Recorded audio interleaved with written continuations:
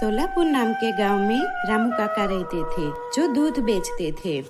उसकी 7 साल की बेटी थी जिसका नाम सोनू था। सोनू भी घर घर जाकर दूध बांटती थी और फिर नजदीकी स्कूल में पढ़ाई के लिए चली जाती थी।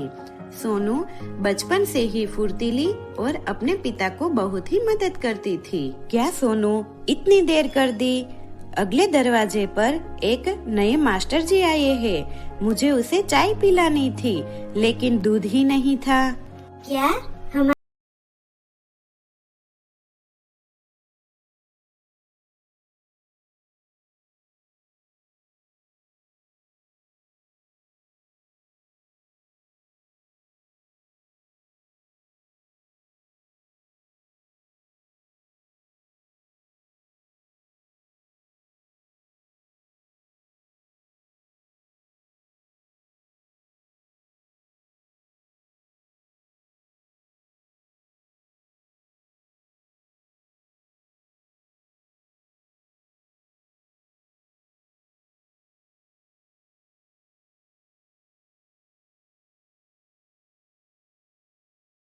आते हैं और बच्चों को कहते हैं, देखो बच्चों, आज से मैं स्कूल का नया मास्टर हूँ।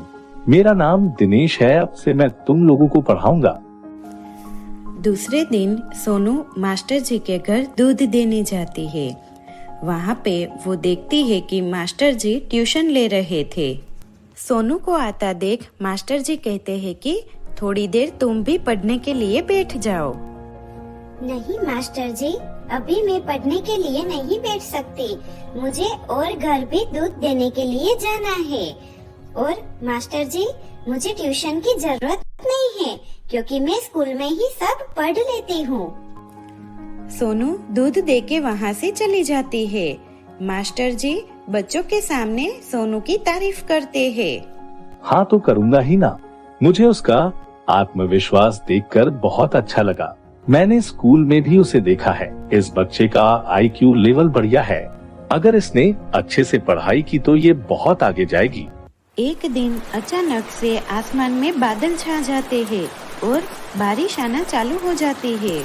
उतने में ही लाउड स्पीकर में आवाज आती है, सुनो सुनो, आप सभी से निवेदन है कि आप लोग सरकार द्वारा निर्धारित सुरक्षित इलाकों में चले जाइए और अपनी रक्षा कीजिए। सुबह से बारिश हो रही है।